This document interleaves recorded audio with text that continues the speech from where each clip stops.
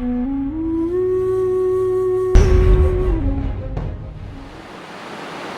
ये अचानक ही होता है, बिना जाने सोचे समझे एकदम अचानक अकस्मात हो जाता है। सजगता अचानक आती है, ये स्थिति तो है, लेकिन किसी सदगुरु के सानिध्य में, किसी ऊर्जा के वातावरण में, किसी बुद्ध क्षेत्र में वो स्थितियाँ ज़्यादा सहज हो जाती हैं और उनको आसानी से महसूस किया जा सकता है। इसीलिए सत्संग का महत्व है। सत्संग का महत्व नहीं कुछ आपने गाया बजाया, कुछ अच्छी अच्छी बातें सुनी, कुछ नहीं, बातों का कोई मतलब नहीं, क्योंकि सत्संग तो भारत में न जाने कब से लोग कर रहे हैं और फिर वहीं के वहीं रह जाते हैं।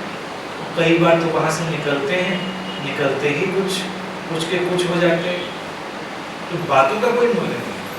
जब भारत में सत्संग कहा गया था तो उसका अर्थ है किसी संबुद्ध, किसी जागृत व्यक्ति के पास थोड़ी देर बैठना, या वो स्थान जो उस जागृति की तरंगों से भरा है वहाँ बैठना, तो वो हमारी जागृति को, हमारे होश को पुल करेगा।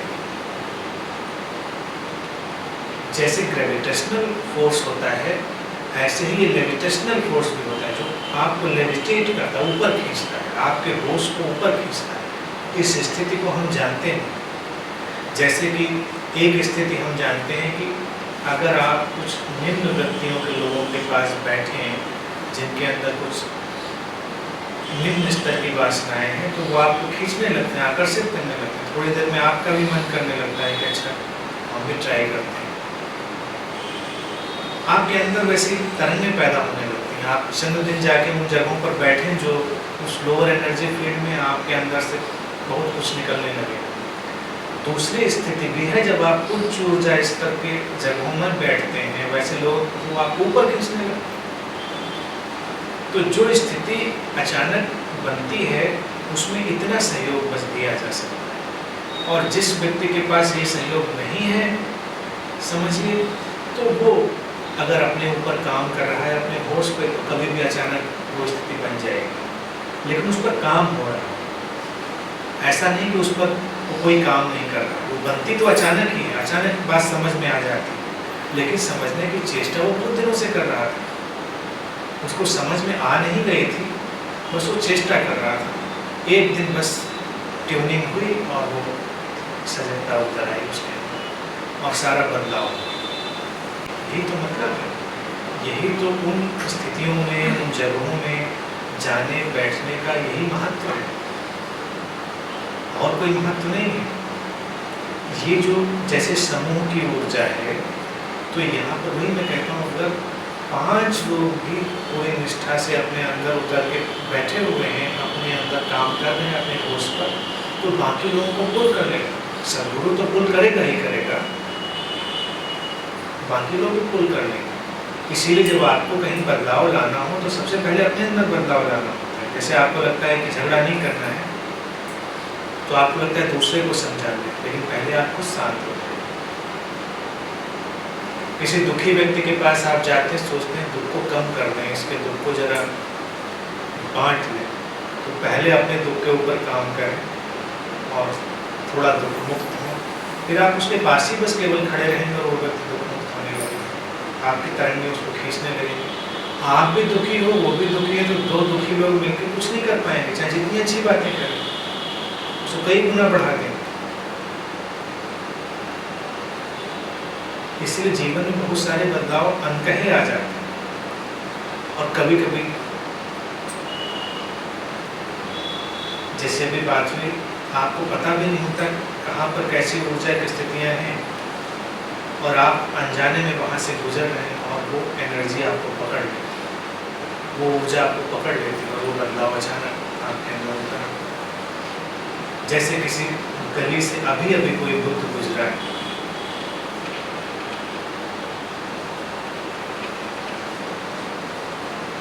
तो उस गली की तरंगें बदल गई, वहाँ की आबो हवा बदल गई, और बस उसके बाद आप वहाँ से गुजर रहे हैं। अभी आपका मन खिन्न था, निराशा हताशा से भरा था, और अचानक उस गली से गुजरते हुए आपको लगा कुछ बदल गया है, जैसे कुछ बादल छट गए, कुछ शांति उतर आई। अब आपको समझ में तो कभी नहीं आएगा कि हुआ क्या था। एक ऊर्जा की लकीर पीछे छूटी हुई थी और आपको उसका सानिध्य मिल गया, आपके अंदर बदलाव हुए। बहुत सारे आकस्मिक बदलाव ऐसे ही होते हैं, उनके पीछे कुछ हो रहा है, लेकिन जो हो रहा है उसका एहसास आपको नहीं। तो वस्तुतः देखा जाए आकस्मिक जैसा भी कुछ होता नहीं है, कुछ हम अभी उसको नहीं जान रहे हैं। कोई एक्सपेक्टेशन मत लीजिए, कोई जजमेंट मत लीजिए, जो जैसा है उसको पूरा का पूरा स्वीकार कर लीजिए। व्यक्तिगत चिड़चिड़ा है, उसके चिड़चिड़ेपन को स्वीकार कर लीजिए। किसी और भावना से भरा है तो उसको पूरा स्वीकार कर लीजिए। आप मान के चलिए इस क्षण पूरा अस्तित्व तो उसको वैसा ही चाह रहा है, तो आपको क्या पड़ेगा उसको बदलाव लाने की?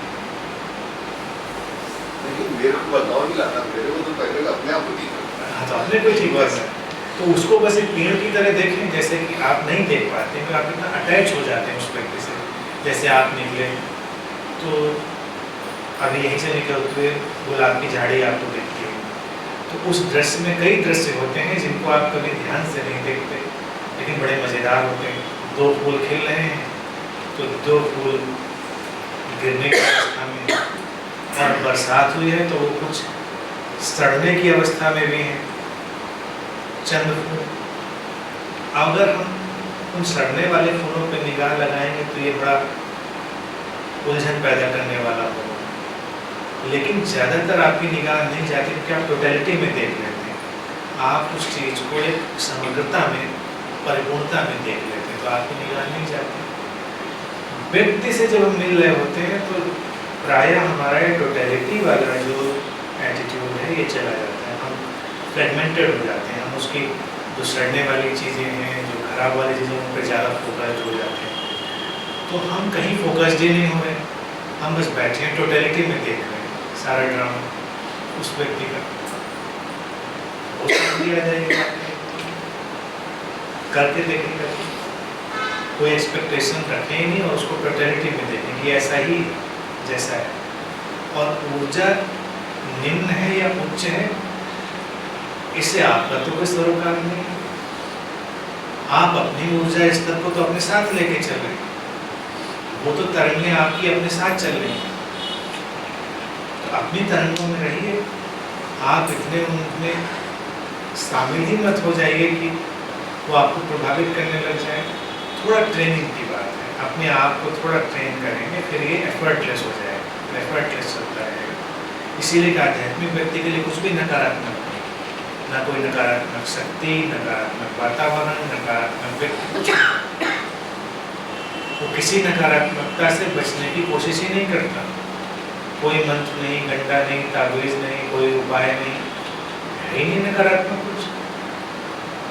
जो आपसे निकल कर फैल रहा है बस वही, आप उसमें शामिल हैं। ये स्थिति ऐसी ही है तो उसमें आप क्या कर सकते हैं? नहीं समझ बात क्लियर नहीं?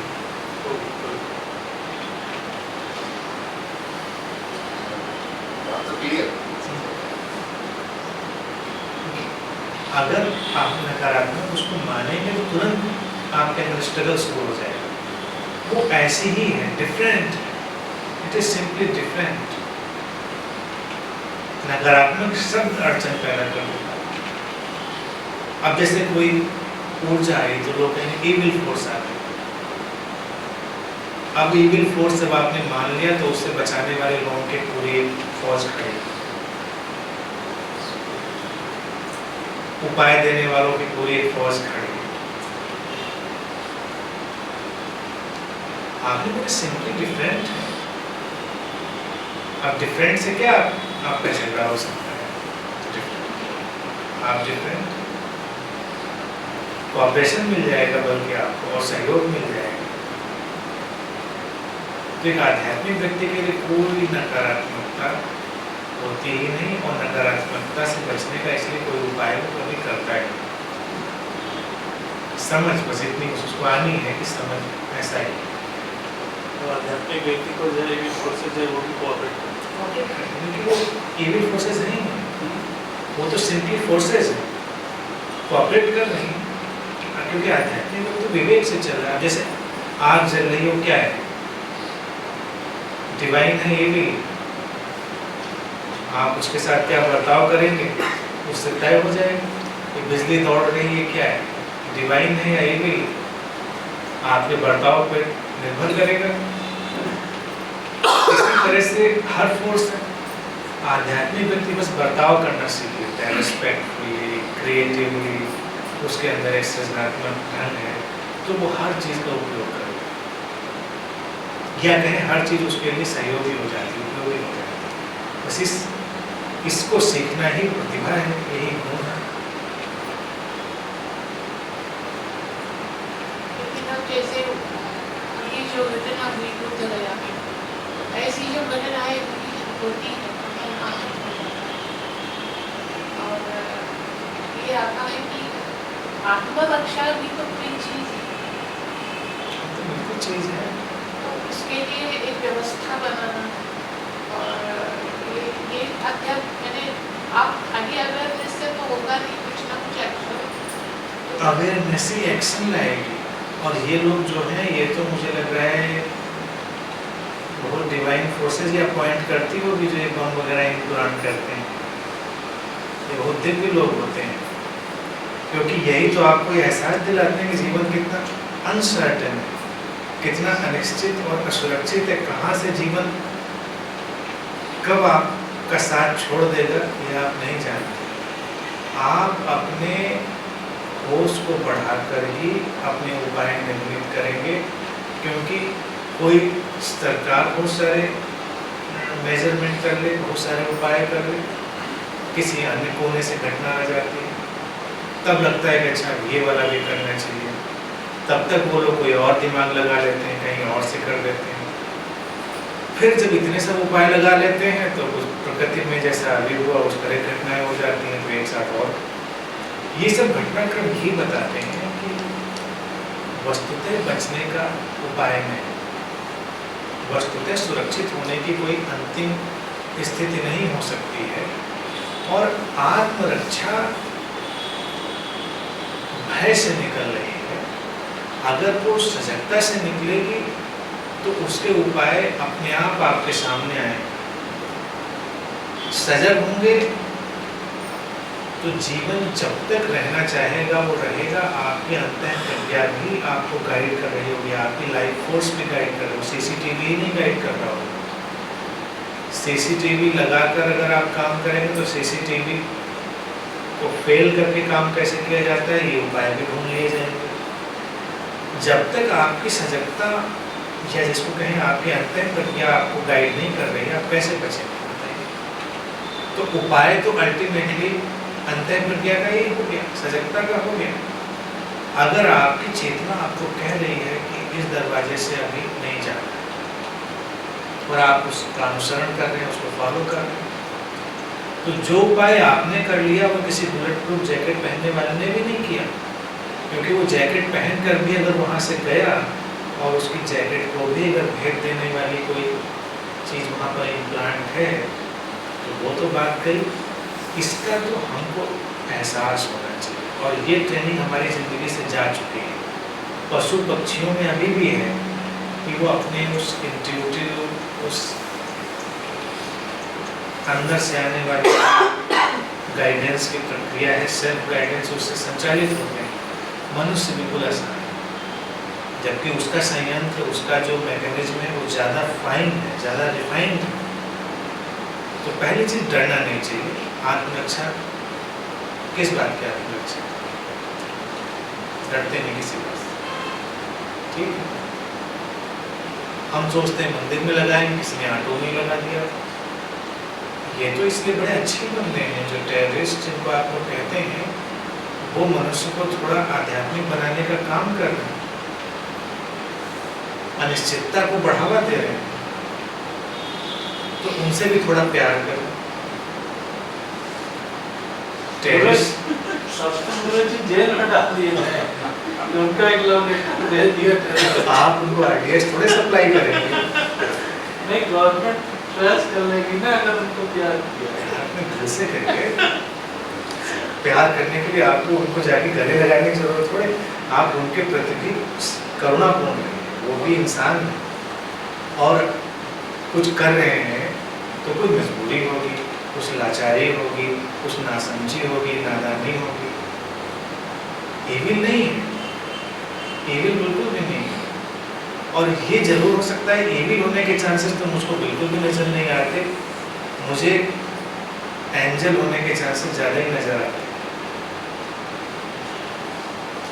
क्योंकि आप अब बिल्कुल पंजों पर, जो व्यक्ति ज़्यादा उधर ध्यान दे देता है वो बिल्कुल अनबोझ हो जाता है कि जीवन को कैसे अच्छा बनाना है। जीवन इतना अनिश्चित और सुरक्षित है तो कितना प्रेम से आप रह सकते हो, भरोसा ही नहीं है आप जा पाएंगे घर तक कि नहीं जा पाएंगे, किस रेड लाइट पे, किस चौराहे पे क्या होने वाला है, कुछ पता नहीं।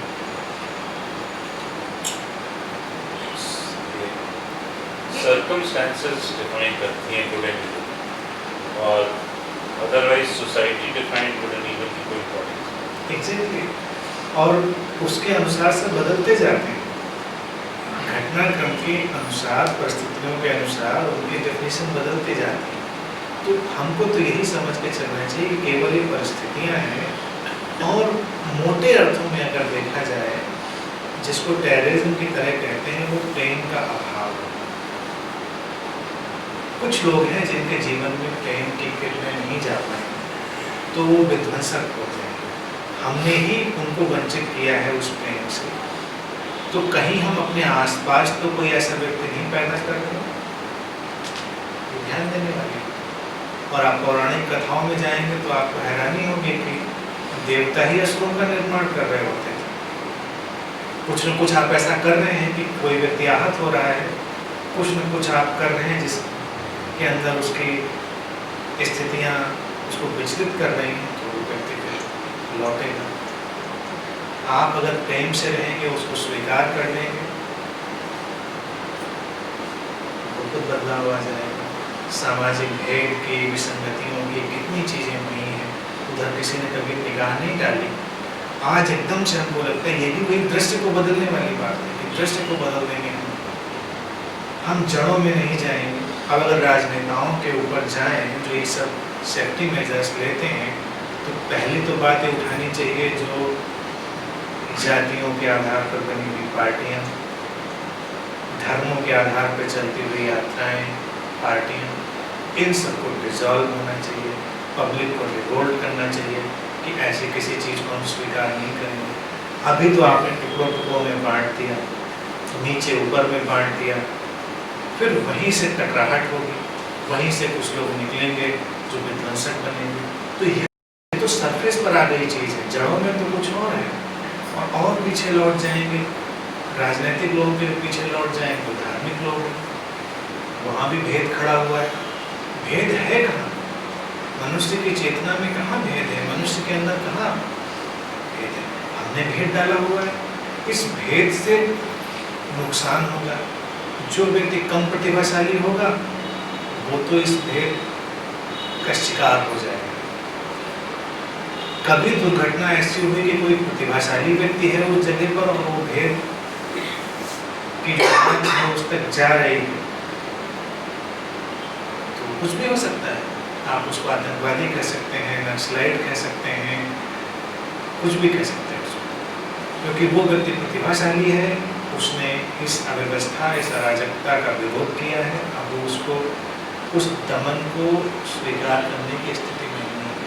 तो हमने ये बांट कर बनाया, तो कभी भी पब्लिक के अंदर से भी ये विरोध नहीं आता कि भाई ये रैली क्यों हो रही है। और बांटने की स्थितियाँ तो कितनी हास्यास्पद हैं, फनी है कि मोटी चीज़ों को बांट कर तो इतना बारीक बांट लिया है, तो कई बार आपको सोचना भी मुश्किल हो जाएगा कि ऐसे भी बांटा जा सकता है। कोई पब्लिक कभी विरोध करती है इस बात का? कोई पब्लिक विरोध नहीं करती। सब लोग कहते हैं हाँ ठीक है, वोट बैंक है, पॉकेट। एक दिन पब्लिक खड़ी होगी, क्या करती है? ये सब नहीं चाहिए सब।